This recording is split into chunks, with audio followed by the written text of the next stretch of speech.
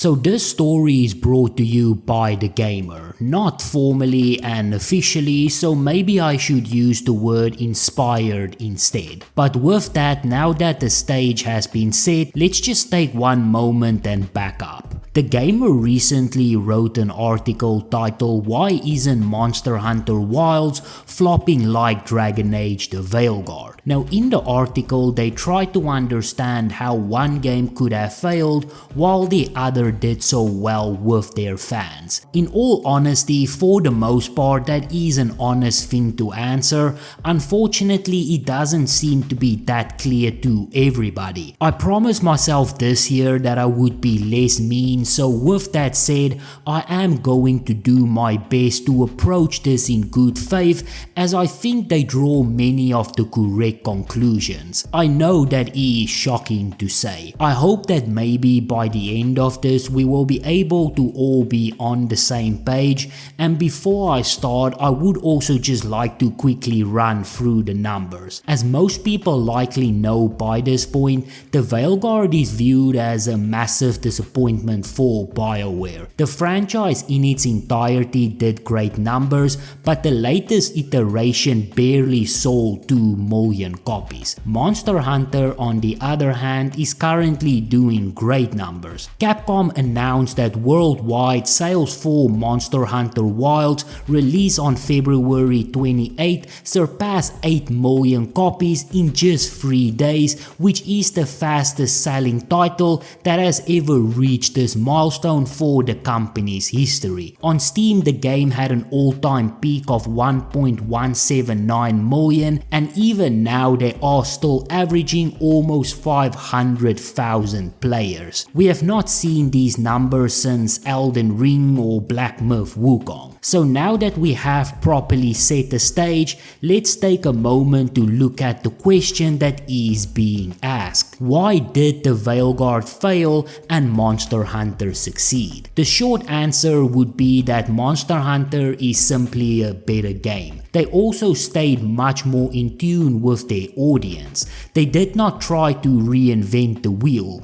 The Veilguard on the other hand stepped into every trap you can possibly imagine. They heavily leaned on social issues, and no matter where you fall, it is never a good idea to mix gaming and politics. While the Veilguard has the right to highlight whatever ideologies they want, there is a large portion of the fanbase that is just always going to resist. It's not necessarily because they are against the message, but it's just how the message is being delivered. People just don't want to be lectured, and people are also smart enough to know when these type of issues are simply being used to try and sell copies. The Veilguard did a very poor job of selling themselves. They could not even decide what they want to be, and in the end it caused them to fail and lose the audience that they have built up over so many years. It is so easy to misread social and political issues,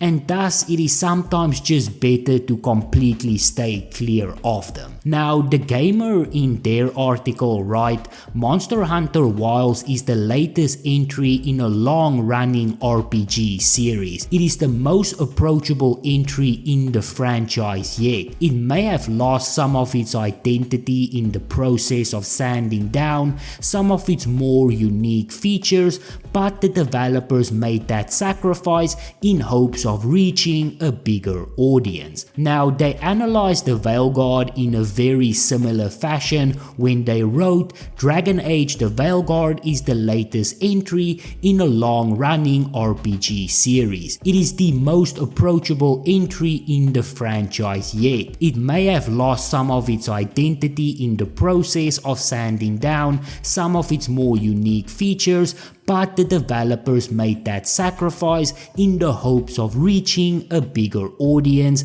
and yet the Veilguard and Wilds have experienced vastly different fortunes. Now in my opinion, the Gamer makes a good point when they go through why Monster Hunter is simply doing better. While there are many things to point to, Capcom is simply better than BioWare when it comes to executing their game plan. The Gamer gamer writes in their analysis, the most straightforward answer is that Monster Hunter had a lot more rough edges to sand. It is a series that is known for its complex combat, multiplayer and interlocking systems that aren't always well tutorialized. Monster Hunter Wilds still deliver on much of what the series is known for. As someone who has played a couple dozen hours of the previous games but never dove especially deep, Wilds is very recognizable as Monster Hunter. The core loop is still there, it is just contextualized a bit differently thanks to the entry's greater emphasis on story and character. Killing monsters, harvesting their parts and turning them into gear,